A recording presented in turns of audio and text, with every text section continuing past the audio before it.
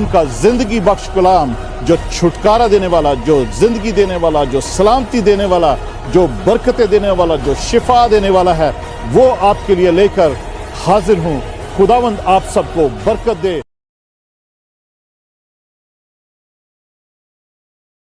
Thank you, Jesus. Thank you, Jesus. Praise God. Hallelujah. Thank you, Jesus. Thank you, Jesus.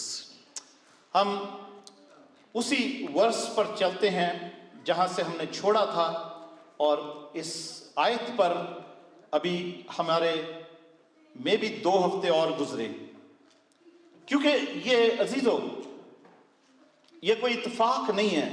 हम खुदावंद के कलाम में से, खुदावंद के कलाम की बातें सीख रहे हैं, और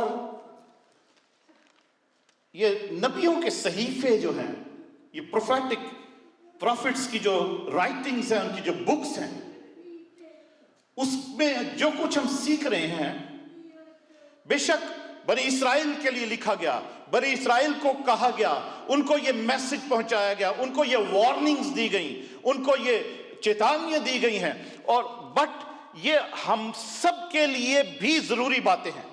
हम सब के लिए भी जरूरी बातें हैं कि हम इनमें से इन सब बातों को सीख सकें और इन पर अमल कर सकें। इन पर हम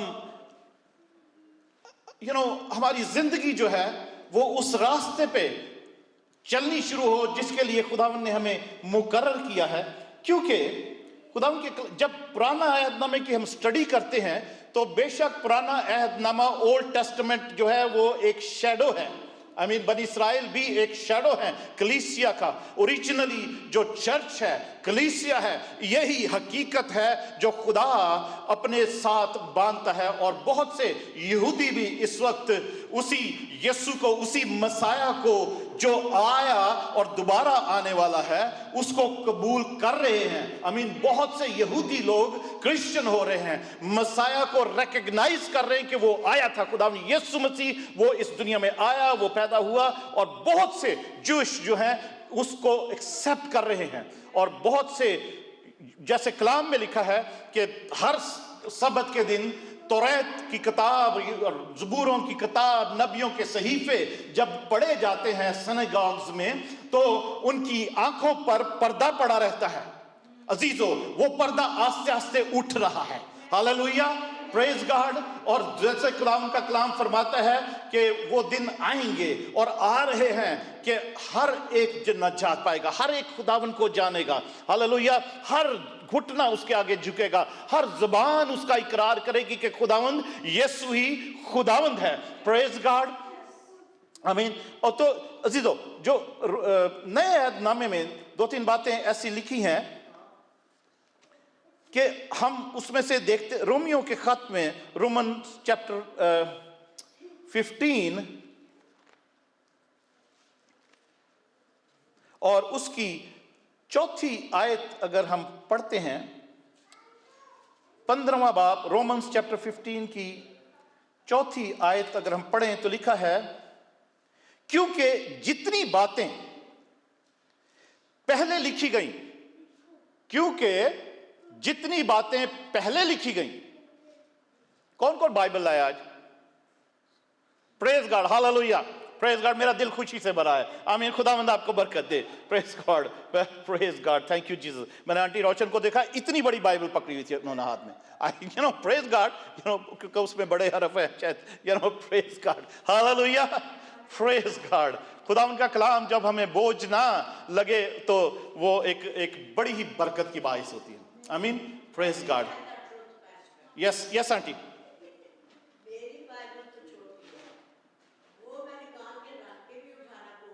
हालेलुया, वाह, praise God, hallelujah, thank you Jesus, thank you Lord.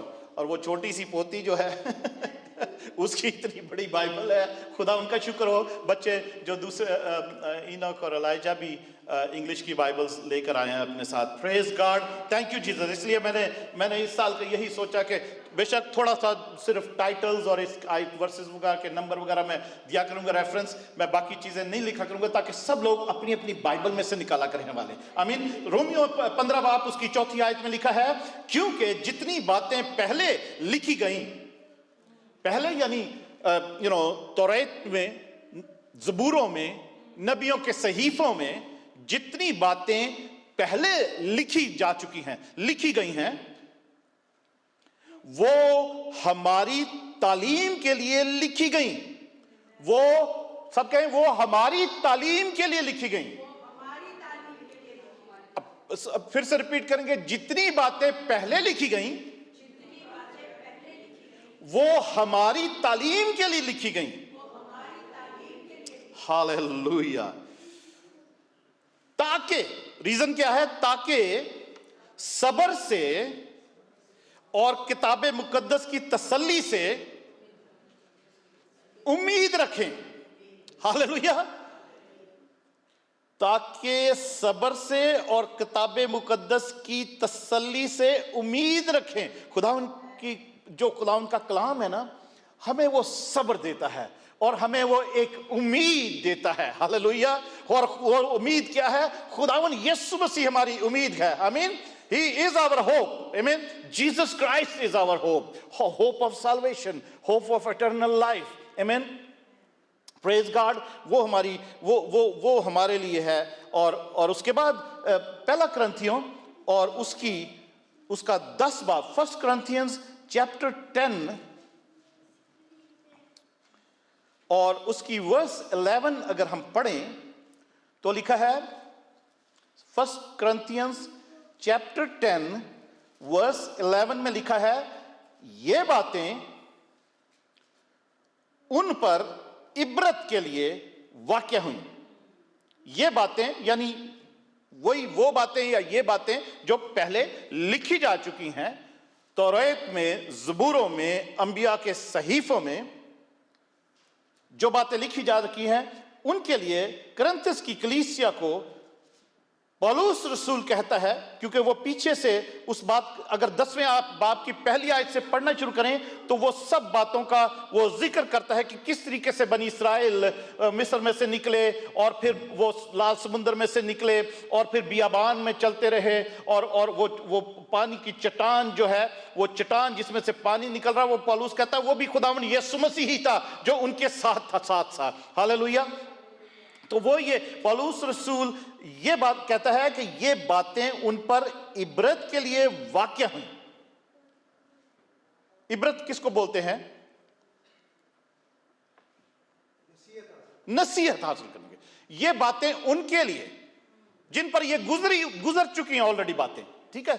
ये बातें उनके लिए नसीहत, इबरत, सबक के लिए नाजिल हुई हैं। उनके पर ये बातें उन पर गुजरी हैं, ये बातें इबरत के लिए वाक़या हुई। और हम, ठीक है, हम सब बोलेंगे और हम कौन हैं? हम आखिरी ज़माने वाले हैं। हालेलुया। हम इस वक्त आखिरी ज़माने वाले हैं। और खुदा पौलुस रसूल कहता है और हम आखिरी ज़माना वालों की नसीहत के वास्ते लिखी गई हैं।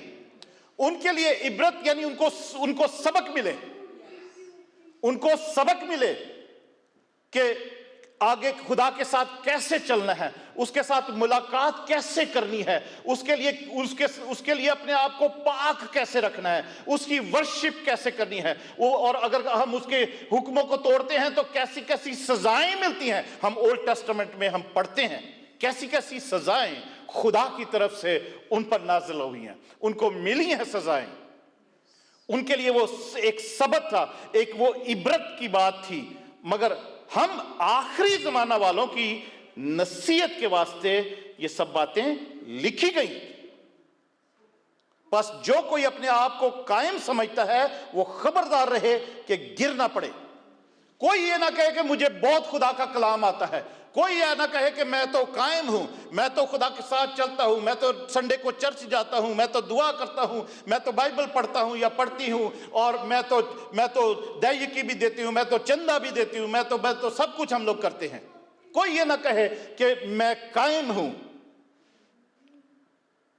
खबरदार रहे कि गिर ना पड़े, तुम किसी ऐसी आजमाइश में नहीं पड़े जो इंसान की बर्दाश्त से बाहर हो, और खुदा सच्चा है, वो तुमको तुम्हारी ताकत से ज्यादा आजमाइश में ना पड़ने देगा, बल्कि आजमाइश के साथ निकलने की राह भी पैदा कर देगा ताकि तुम बर्दाश्त कर सको। आमीन।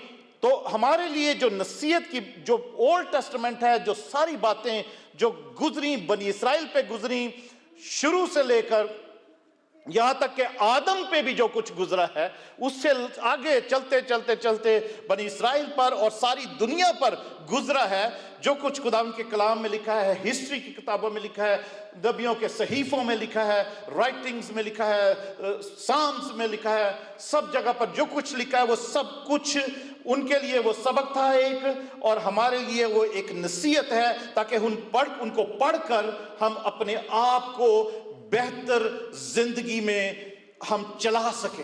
आमीन, प्रेज गॉड। हमारे लिए वो एक नसीहत है कि उसको हम बेहतर जिंदगी में चला सकें। तो हम वापस आमोस नबी की किताब में जाते हैं, जो कि जिसमें लिखा है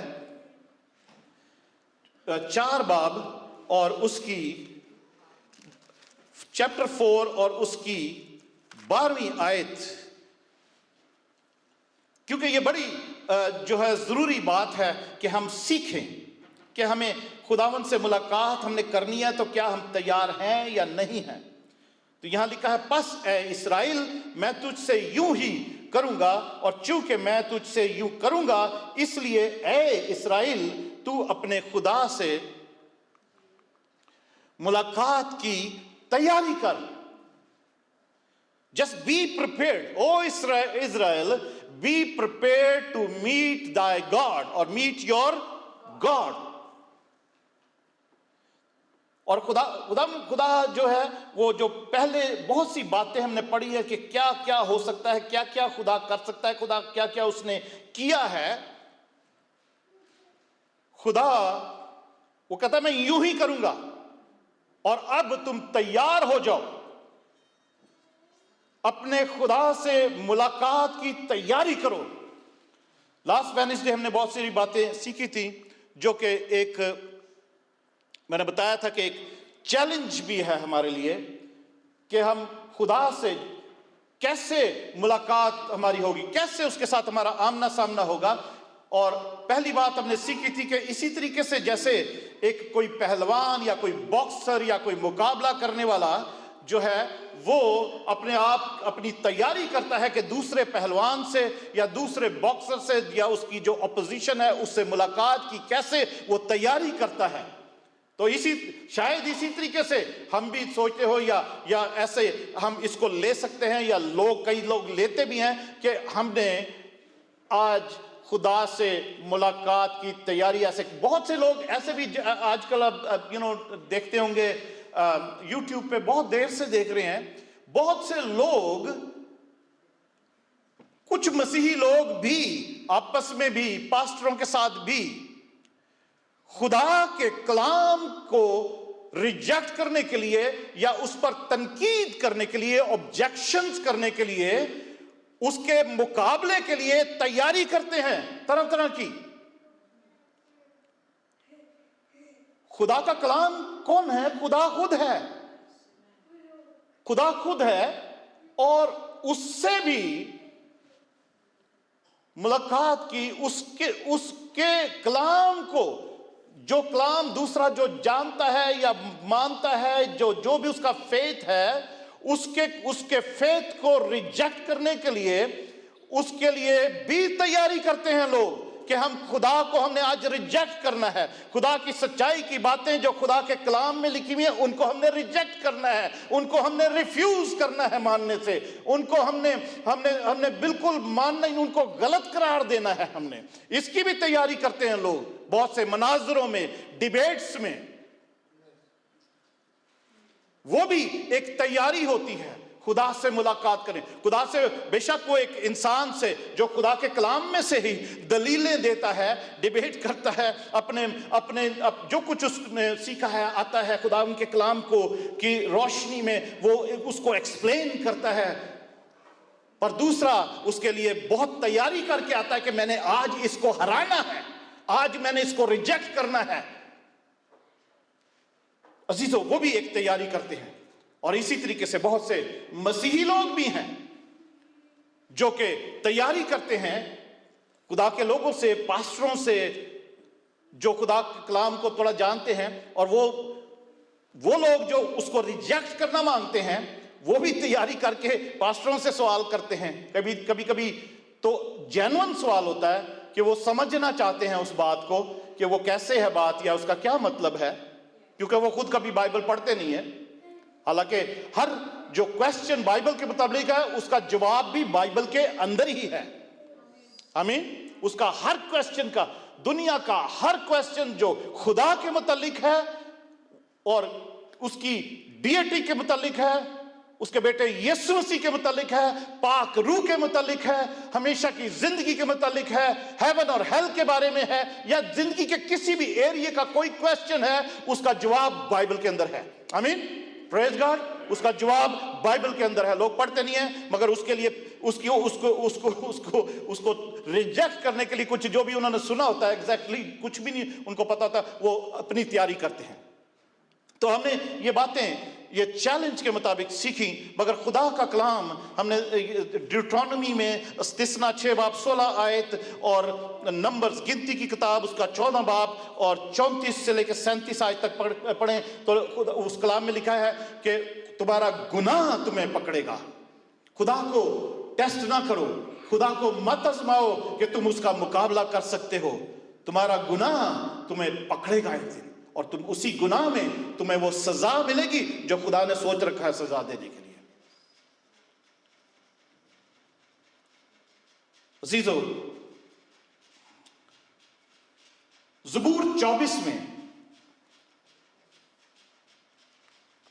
साम 24 में लिखा है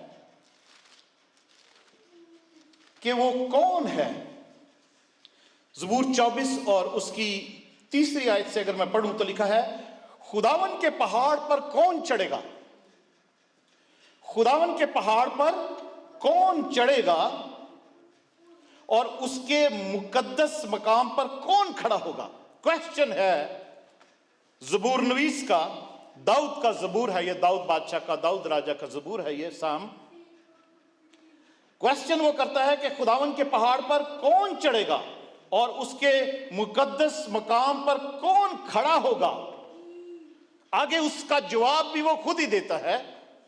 उसका जवाब है वही जिसके हाथ साफ हैं और जिसका दिल पाक है। खुदा के पहाड़ पर उससे मुलाकात करने के लिए कौन चढ़ सकता है। मूसा, जिसके बारे में लिखा है कि वो बहुत ही हलीम शख्स था और रास्तबाज था, खुदा ने उसको चुना, उसको एक कमीशन किया कि बनी इस्राएल को वो गुलामी में से छुड़ाकर वहां से निकाल सके। वही मूसा था जो पहाड़ पर खुदा ने जिसको बुलाया है। अगर उस मूसा वो मूसा था जिसको खुदा ने पहाड़ पर बुलाया और उससे बातचीत की, उसको 10 हुक्म दिए और वो उसकी हजूरी में वो जा सका, और वो उसकी हजूरी, उसकी जो खुदा की प्रेजेंस जो उस पहाड़ पर थी। और मूसा जब वापस आता है तो कलाम में लिखा कि उसका चेहरा जो है वो इतना चमकदार हो गया था कि उसको नकाब डालना पड़ता था लोगों के सामने जब वो आता था। लोग उसके चेहरे को देख नहीं पाते थे, इतना शाइनिंग उसका फेस हो चुका था जब वो 40 दिन जो खुदा की हजूरी में रहा है।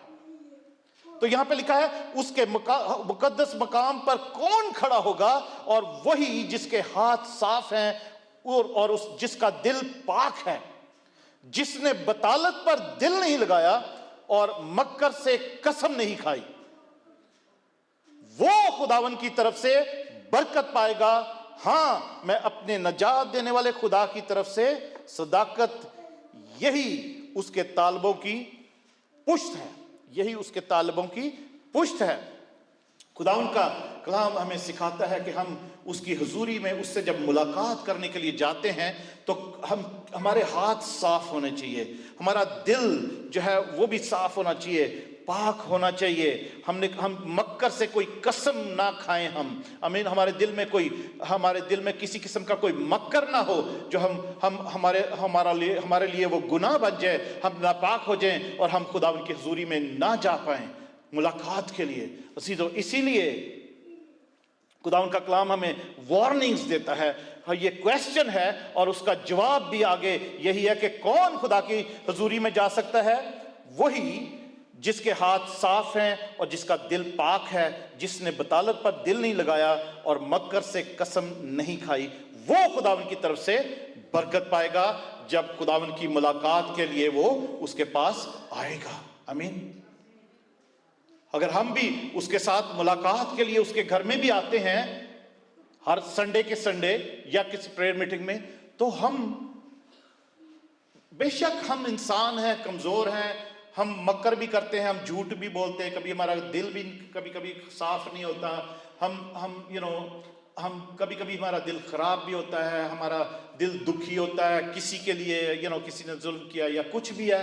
पर जब भी आप खुदावंद की मुलाकात के लिए जाएं, छोटी सी बात करनी होती है कि खुदावंद मेरे अंदर से ये क्रोध, ये जो भी मेरे अंदर ये चल रहा है, खुदावंद इसको निकाल दे, अपने लहू से धो, अपना पाक रूह मुझे दे, अपनी शांति मेरे अंदर डाल दे खुदावंद, अपना पीस और तेरी सुलह मैं मांग लेता हूँ ताकि मेरी सबके साथ सुलह हो। जब तू मुझसे राजी होगा तो ज़मीन पर और आसमान पर सबसे मेरी सुलह ही होगी।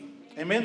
छोटी सी 2-4 अल्फाज में तौबा के अल्फाज रिपेंटेंस करनी होती है, तो हम खुदा उनकी हुजूरी में जब जाते हैं तो ज़रूर खुदा हमें कबूल करता है। आमीन। वो एक्सेप्ट करता है, रिपेंटिव हार्ट को कबूल करता है वो। आमीन, प्रेज़ गॉड। और एक और चीज़, जैसे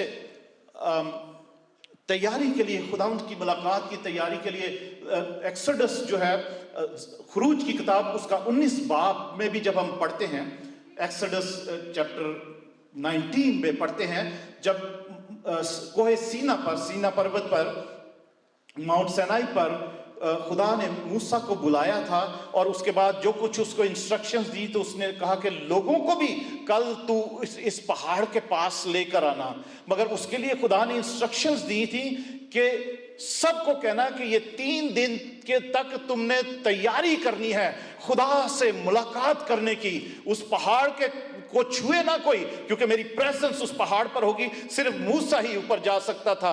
आमीन। और खुदा ने कहा था कि कोई जानवर भी इस पहाड़ के करीब ना आए, इसको टच ना करे, क्योंकि इस पर खुदा की जो हुजूरी है, उसकी जो प्रेजेंस है वो उतरी हुई होगी। तो कोई जानवर भी इस पहाड़ को टच ना करे, नहीं तो मर जाएगा। कोई आदमी भी टच करेगा वो भी मर जाएगा। तो तुम 3 दिन तैयारी करना कि खुदा से तुमने मुलाकात करनी है। अजीजों, there is always preparation involved when we come to meet our God. I mean, हर उस मुलाकात में जो खुदा के साथ होती है उसमें तैयारी इन्वॉल्व होती है, उसमें हम तैयारी करते हैं और तभी हम खुदा की हुजूरी में जा सकते हैं। हम अपने दिल को, अपने हृदय को, अपने सोचों को, अपने ख्यालों को, अपने आप को खुदावन के लहू से जो अवेलेबल है हर वक्त, जो मांगते हैं, वो अपने आप को धोकर खुदावन की हुजूरी में तैयारी करके जाएं कि हमने खुदावन से मुलाकात करनी, उस किंग ऑफ किंग्स जो है उससे मुलाकात करनी है हमने। आमीन। अपनी तैयारी करके जाएं। ऑलवेज तैयारी जो है वो जरूरी बात है। आगे चलते हैं। बहुत सी तैयारी की बातें खुदावन के कलाम में लिखी हैं। एक और इस आयत में जो हमने पढ़ी है कि ओ इस्राएल, ऐ इस्राएल, अपने खुदावन से मुलाकात की तैयारी कर। एक आइडिया हमने देख लिया कि वो शायद एक ऐसा आइडिया भी है कि लोग तैयारी करें और खुदा के आगे आकर उसके साथ डिबेट करें, उसके साथ बहस करें, उसको अपना आप प्रूव करें या उसको रिजेक्ट करें। अपने आप को पहले तो या प्रूव करें कि हम इनोसेंट हैं, हम गुनाहगार हैं, हम कमजोर हैं, हम इंसान हैं। खुदावन तू ही जोरावर है, तू ही खुदावंद है, तू ही खुदा है, और हम खुदा से माफ़ी मांगे तो हमें वो यशायाह के सहीफे में जैसे खुदा कहता है कि तुम्हारे गुनाह चाहे कितने भी किरमजी क्यों ना हो, मैं उनको बर्फ की माने धोकर सफेद कर दूंगा। आमीन। हर चंद वो अर्गवानी क्यों ना हो, वो ऊन के माने उजले हो जाएंगे। आमीन। तो बहुत से लोग उसी तरीके से खुदावन के पास आते हैं, मगर खुदावन हमें उस तौर पर कबूल करता है। पर जब चैलेंज होता है हमारे लिए, पर इसको एक और एंगल से देख सकते हैं, जो उस आयत में लिखा कि ए बनी इस्राएल अपने खुदावन से मुलाकात की तैयारी कर। हम उसको देख रहे हैं कलीसिया की उसमें नजर से देख रहे हैं, हम न्यू टेस्टामेंट की सूरत में देख रहे हैं। हम खुदावन के साथ जब मुलाकात करते हैं, चाहे वो घर में हम दुआ के लिए आते हैं, अपना दुआ के लिए टाइम निकालते हैं, या उसके घर में इबादत के लिए आते हैं, तो हम उसी नजर से हम इस आयत को देखें कि ये आयत शायद ये भी कह रही है कि ऐ चर्च, ऐ कलीसिया खुदावंद अपने खुदा से मुलाकात की तैयारी कर। तो इसमें एक इनविटेशन भी हमें नजर आती है। आमीन। इसमें एक इनविटेशन भी, एक दावत नजर आती है, क्योंकि हमें मत्ती रसूल की मार्फत लिखी गई इंजील में, उसके इंजीली बयान में हम पढ़ते हैं, उसके 11वें बाब में सबको पता है इस आयत का, सबको पता है इस स्क्रिप्चर का। मैथ्यू चैप्टर 11 की 28 वर्ष में लिखा है कि खुदावन यीशु मसीह अपने साथ मुलाकात के लिए, अपने साथ मिलने के लिए, अपनी खुरबत में, अपनी शरण में, अपने बाहों में लोगों को लाने के लिए खुदावन यीशु मसीह की ये इनविटेशन है। हालेलुया। खुदावन यीशु मसीह की इनविटेशन है अपनी कलीसिया से, उन सब लोगों से जो कि जुल्म उठा रहे हैं और दुखी हैं, परेशान हैं, दुनिया के तरह तरह के बोझ उन पर डेली लाइफ में वो आते हैं। तो खुदावन यीशु मसीह ये कहते हैं, सबको पता है इस आयत का, कि वो कहते हैं कि ऐ मेहनत उठाने वालों और बोझ से दबे हुए लोगों, सब मेरे पास आओ। ऐ मेहनत उठाने वालों और बोझ से दबे हुए लोगों, सब मेरे पास आओ। O you heavy laden, come to me. जो मेहनत करते हैं, जो बोझ उठाते हैं, जो बोझ के नीचे दबे हुए हैं, वो खुदावंद यीशु मसीह कह रहे हैं कि सब मेरे पास आओ, मैं तुमको आराम दूंगा। आई बिलीव ये इंग्लिश की जो रेड लेटर बाइबल्स हैं, उसमें रेड लेटर्स में लिखा है ये खुदावंद यीशु मसीह के अल्फाज हैं। हालेलुया। वो डिबेट करने वाले यही कहते हैं, हमें दिखाओ कहां लिखा है रेड लेटर्स में कहीं यीशु मसीह ने कहा है, बताओ कि कौन वो खुदा है, या उसको वो खुदावंद है, या उसको सिजदा करना है कि नहीं करना, या खुदा का बेटा है। यीशु मसीह की ये बात है, ये बात किसी और ने नहीं कही, ना कोई कह सकता है। हालेलुया। ना कोई इंसान, ना कोई बुत, ना कोई और ऐसी हस्ती है जिसने कहा हो कि ऐ मेहनत उठाने वालों और बोझ से दबे हुए लोगों, सब मेरे पास आओ, मैं तुमको आराम दूंगा। हालेलुया। ये यीशु मसीह ही ऐसा है, वो ही है जिसके पास आराम है अजीजों, और किसी के पास आराम नहीं है। ना कोई ऐसे इनविटेशन कोई दे सकती है हस्ती, और वो आराम देने वाला खुदा ही है। हालेलुया। जिसकी ये आवाज है कि ऐ मेहनत उठाने वालों और थके मांदे लोगों, मेरे पास आओ। हालेलुया। मैं तुम्हें आराम दूंगा और मेरा जुआ अपने पर उठा लो और मुझसे सीखो। अजीजों, खुदावंद यीशु मसीह का जुआ क्या है? जुआ कहते हैं वो जो बैलों के ऊपर रखा जाता है ताकि बैल उसके अंडर रहें और उससे अलग ना हो सकें, और वो जो जुए को कंट्रोल कर रहा, जुआ जो यू शेप का होता है, बैल की गर्दन पर रखा जाता है, गधे की गर्दन पर रखा जाता है। जो मेहनत करता है, जो काम करता है, जो खेती बाड़ी को खोदने में, उसको प्लाव करने में काम आता है, ताकि उस जुए को जो पीछे से कंट्रोल कर रहा है, वो उस जानवर को कंट्रोल करके जिधर मर्जी लेकर जा सकता है, और वो जानवर इधर से उधर उस जुए में से नहीं हो सकता। तो खुदावंद यीशु मसीह कहते हैं कि मेरा जुआ अपने ऊपर रख लो, मेरा जुआ अपने ऊपर उठा लो और मुझसे सीखो। मेरा जुआ, come under my yoke, put my yoke on you. मेरा जुआ यानी मुझे अपना खुदावंद मान लो, मेरी बातों को फॉलो करो, जो मेरी मर्जी है मेरी मर्जी के मुताबिक चलो, मेरे कलाम के मुताबिक चलो, मेरी गाइडेंस के मुताबिक चलो, मेरे हुक्मों के मुताबिक चलो, मेरी सजेशंस के मुताबिक चलो।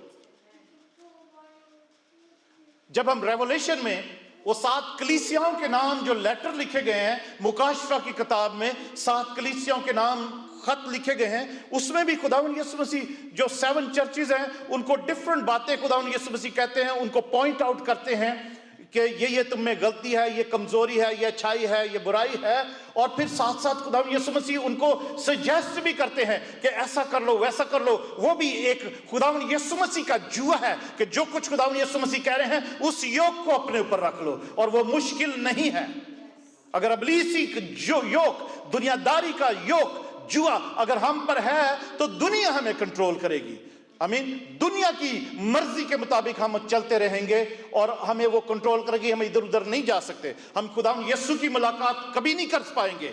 मगर अगर हम यीशु का जुआ अपने पर, उसका योग अपने ऊपर रख लेंगे तो हम जरूर हम उसी को फॉलो करेंगे, उसकी मर्जी पर जिधर वो चाहेगा वो हम चलेंगे। आमीन, प्रेज गॉड। तो खुदावंद यीशु मसीह कहते हैं कि मुझसे सीखो क्योंकि मैं हलीम हूं और दिल का फरोतन, तो तुम्हारी जानें आराम पाएंगी।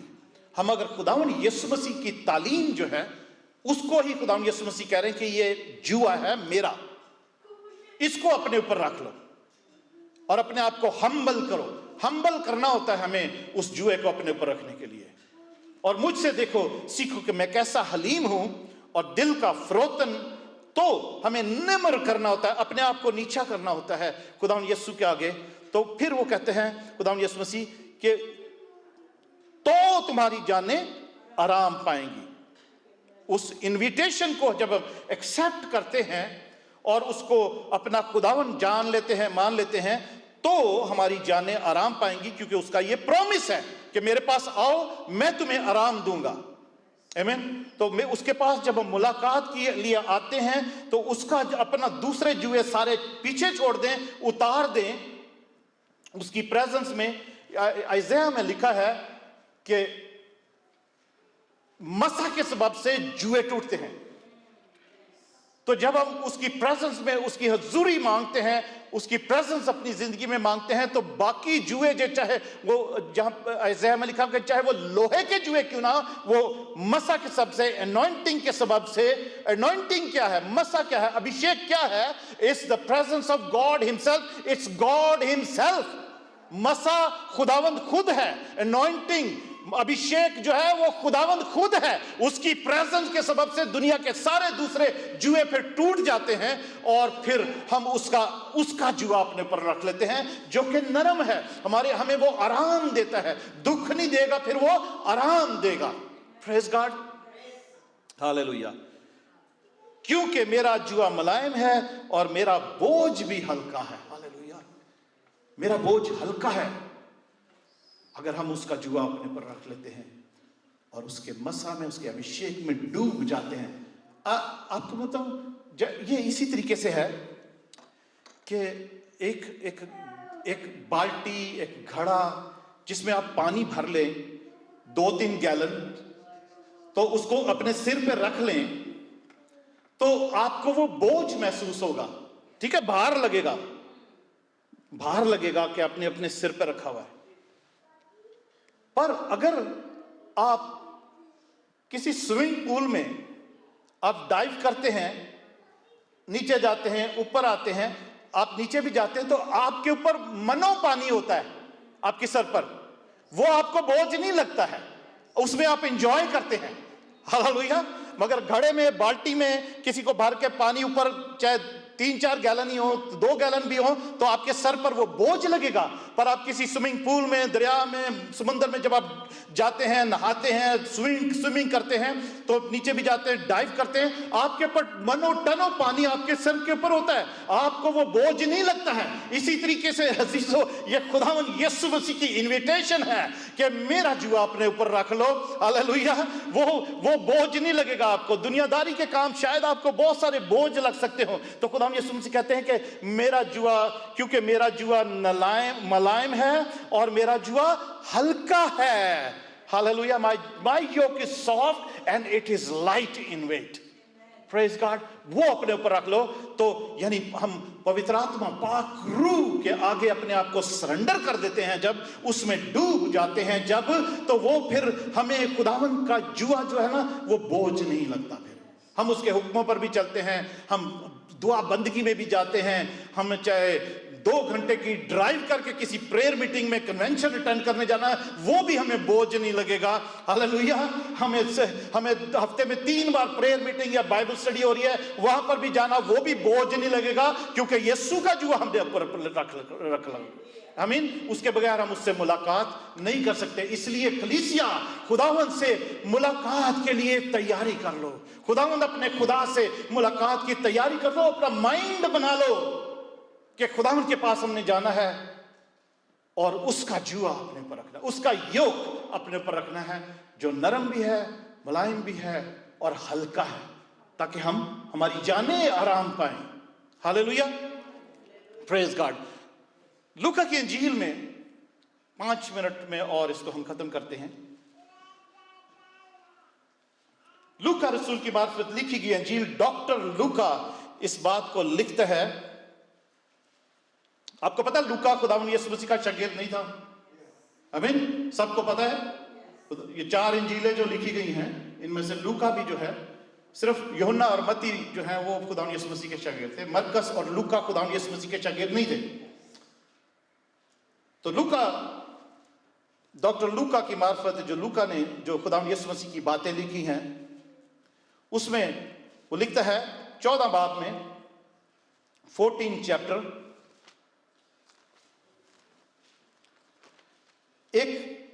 एक इनविटेशन है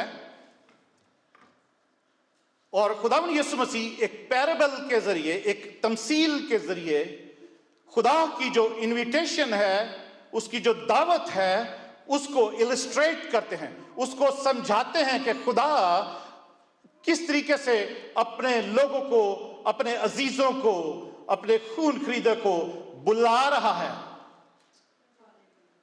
अपने बेटे की शादी में। हम रेवोल्यूशन में पढ़ते ना कि बर्रे की शादी आन पहुंची है, उसकी दुल्हन ने अपने आप को तैयार कर लिया है। और कलीसिया, आप सबको पता है, खुदावंद यीशु मसीह की दुल्हन, और इस कलीसिया को इस वक्त तैयारी की जरूरत है कि अपने खुदावंद से मुलाकात की तैयारी करे। और कैसे करे, कैसे करे, कैसे करे, बहुत सी बातें हम 1-2 हफ्ते में सीखेंगे। आमीन। जरूर है कि कलीसिया इस बात की तैयारी। तो यहां पर एक दावत है। 14 बाब लूका 14, लूक चैप्टर 14 और 15 वर्ष से अगर हम पढ़ते हैं तो लिखा है, जो उसके साथ खाना खाने बैठे थे उनमें से एक ने ये बातें सुनकर उससे कहा, मुबारक है वो जो खुदा की बादशाही में खाना खाए। उसने उससे कहा, एक शख्स ने बड़ी ज़ियाफत की और बहुत से लोगों को बुलाया और खाने के वक्त अपने नौकर को भेजा कि बुलाए हुओं से कहे, आओ अब खाना तैयार है। आमीन। खाना तैयार है, आओ। इस पर सबने मिलकर उज़्र करना शुरू किया। सबने बहाने बनाने शुरू किए, एक्सक्यूजेस बनानी शुरू की। सबने, जितनों को भी बुलाया था, सबने लिखा है एक्सक्यूजेस करनी शुरू की।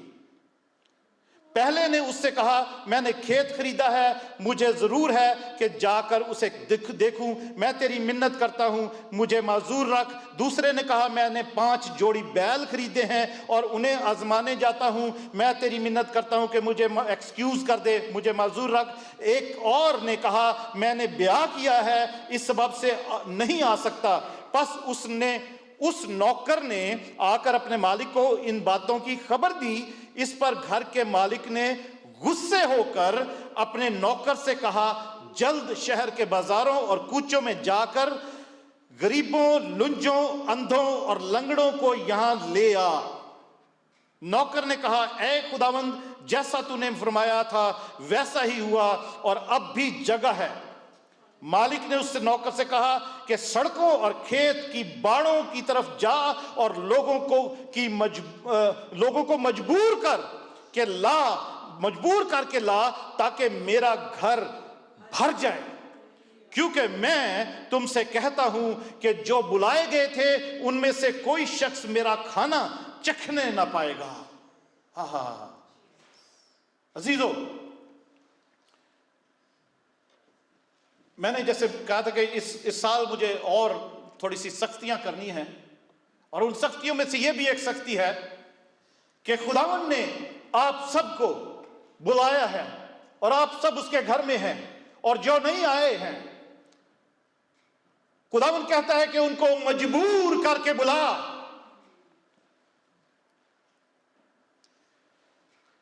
जो बुलाए गए थे वो नहीं आए, पर दूसरे लोगों को खुदावन यीशु मसीह कहता है, इस पैराबल में खुदावन यीशु मसीह एक जो मिसाल दे रहे हैं, वो कह रहे हैं मालिक ने उस नौकर से कहा सड़कों और खेतों की बाड़ों की तरफ जा और लोगों को मजबूर करके ला कि मेरा घर भर जाए। अजीजो, अब इस मुझे अब ये मुझे मेरी वाइफ हम ये मुहिम शुरू करने वाले हैं। आप भी इस मेरी मुहिम में आप सब मेरे साथ शामिल हो। पास्टर्स भी शामिल हों, कांग्रीगेशन जो उसके घर में डेली बिला वो ब्रेक लिए हर संडे को आते हैं। आप इस मूवमेंट में, इस इनविटेशन की मूवमेंट में कि खुदावन ने आपको बुलाया है, आपको वो दावत दे रहा है उसकी मुलाकात के लिए आओ। आप लोग सब मेरे साथ इस मूवमेंट में शामिल हों। आपके लिए भी, आप समझ लें, आप जैसे मैं खुदा का नौकर हूं ना, आप भी सब खुदा के नौकर हैं। इस मूवमेंट में मेरे साथ शामिल हो और बाजारों में जाएं, सड़कों पे जाएं, और जहां पर भी जो भी कोई मिले उसको मजबूर करें कि खुदावन ने बुलाया है, उसने दावत तैयार की है, उसके घर में आए ताकि उसका घर भर जाए। Hallelujah, praise God, hallelujah. कौन कौन इसमें शामिल होगा? कौन कौन इस मुहिम में शामिल होना चाहता है? तो आपको खुदा बरकत देगा। क्योंकि खुदा चाहता है उसका घर भर जाए। बुलाए हुए तो बहुत है मगर बरगजीदा कम है। वो यही मतलब है कि बुलाए हुए बहुत हैं, जो आते हैं, जो अलग किए गए, जिन्होंने अपने आप को सरेंडर किया है, वो कम है। अजीजों, it's very important, let's begin this movement के लोगों को मजबूर करो।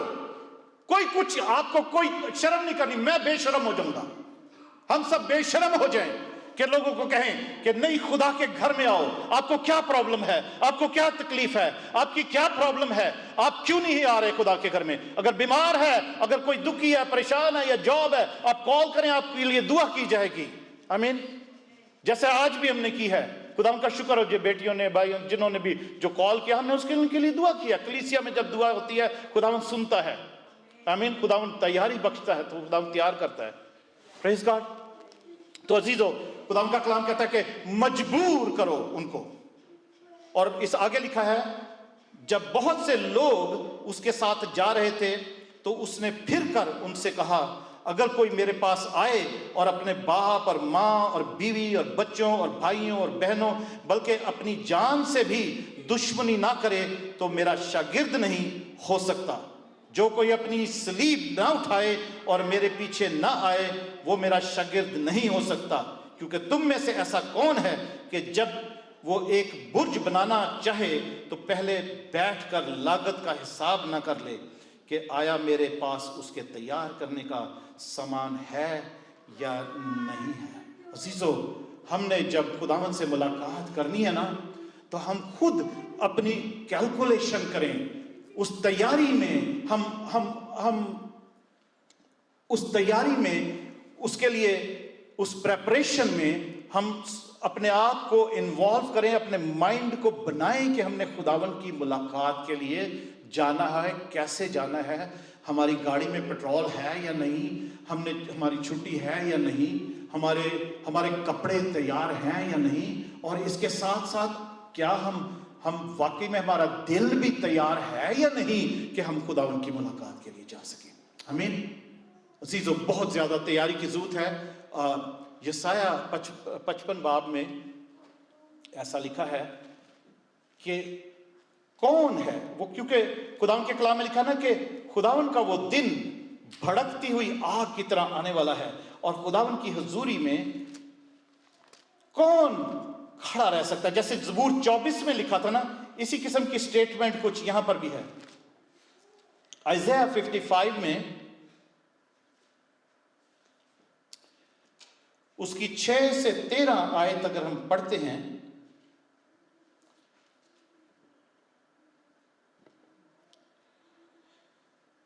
जब तक खुदावन मिल सकता है उसके तालिब हो, जब तक खुदावन मिल सकता है उसके तालिब हो।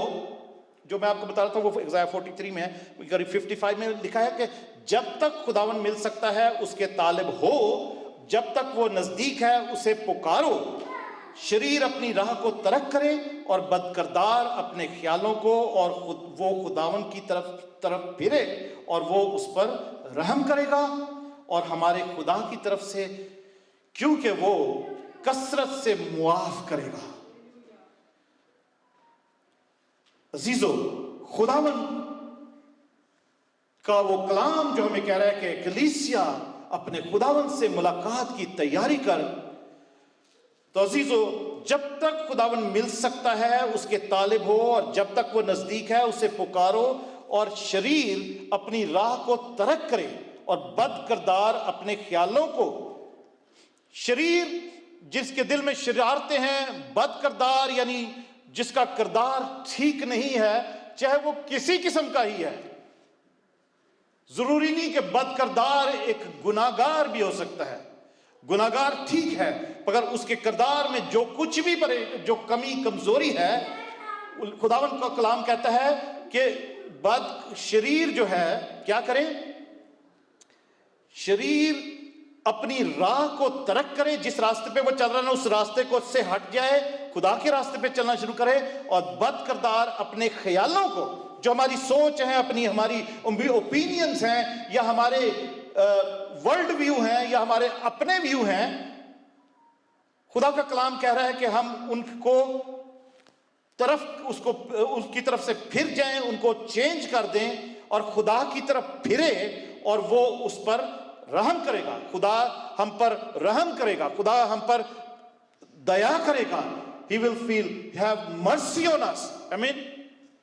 और आगे लिखा है कि खुदा की तरफ और करेगा, और हमारे खुदा की तरफ, क्योंकि वो कसरत से मुआफ करेगा। खुदावन फरमाता है कि मेरे ख्याल तुम्हारे ख्याल नहीं, और ना तुम्हारी राहें मेरी राहें हैं। अजीजों, आज अगर हमारे ख्याल ऐसे हैं कि वो हमें कहते हैं कि चर्च जाने की जरूरत क्या है, अगर हमारे ख्याल ऐसे हैं जो हमें बताते हैं कि ऑनलाइन ही देख लेते हैं, घर में टीवी है ना, बड़ी स्क्रीन है LCD 65 इंच की, घर में बैठ के देख लेते हैं। फिर चर्च जाने के लिए नहाना पड़ेगा, तैयार होना पड़ेगा, 2-3 घंटे भी निकालने पड़ेंगे, फिर वहां से सबसे मिलना भी पड़ेगा। लेडीज भी सोचती हैं कि हमें पहले तो आधा घंटा मेकअप करना पड़ेगा, मर्द भी सोचते हैं कि हमें अपना काम छोड़ना पड़ेगा। अजीजों, खुदावन आपसे इतना प्यार करता है, आप उससे पूछ के तो देखें। आमीन। जस्ट आस्क हिम कि खुदावन तू मुझसे क्यों इतना प्यार करता है। खुदावन आपको बुला रहा है, नाम ले लेकर बुला रहा है। क्वायर आ सकती है। हालेलुया। आपको खुदावन यीशु बुला रहा है। He is giving you an invitation today. ए कलीसिया, ए रूहानी इसराइल, खुदावन अपने खुदा से मुलाकात की तैयारी कर लो। अपनी सोचों को, अपने ख्यालों को बदलो कि हमें क्या जरूरत है बाइबल स्टडी में जाने, हमें क्या जरूरत है बुद्ध की मीटिंग में यहां पर आने के लिए। पादी साहब है ना ऑनलाइन सबके लिए प्रेयर करते हैं, कलाम भी शेयर करते हैं, गीत भी गा लेते हैं खुद ही। हमें क्या जरूरत है बुद्ध की मीटिंग में भी जाने की या संडे को भी चर्च आने की, हम ऑनलाइन देख लेते हैं ना, सब बरकत मिल जाती है हमें। अजीजों, हमें अपनी मेंटालिटी को चेंज करना होगा। खुदावंद से मुलाकात की तैयारी करने के लिए अपने दिल को भी बदलना होगा, अपनी राहों को भी बदलना होगा, अपनी सोचों को भी बदलना होगा। आमीन। खुदावंद यीशु आप सबको बुला रहा है नाम ले लेकर। बड़ा प्यारा गीत है एक, यीशु बुला रहा, यीशु बुला रहा, तेरा नाम ले लेकर तुझे यीशु बुला रहा, यीशु बुला रहा, यीशु बुला रहा, तेरा नाम ले लेकर तुझे यीशु बुला रहा। Hallelujah, praise God. आइए सब खुदावंद की हुजूरी में खड़े हो जाते हैं। Hallelujah, hallelujah. क्वायर के साथ इस पुकार को एक बार फिर दुनिया के कोने कोने तक पहुंचाते हैं। फेसबुक पर, यूट्यूब पर, जहां पर भी कोई देख रहा है, सब इस पुकार को, यीशु की पुकार को, उसकी इनविटेशन को एक्सेप्ट करें। हालेलुया। यीशु बुला रहा, यीशु बुला रहा, तेरा नाम ले लेकर तुझे यीशु बुला रहा, यीशु बुला रहा, यीशु बुला रहा, तेरा नाम ले लेकर तुझे यीशु बुला रहा। Hallelujah, yes, hallelujah, thank you Jesus. यीशु आपको बुला रहा है अजीजों, यीशु आपको बुला रहा है।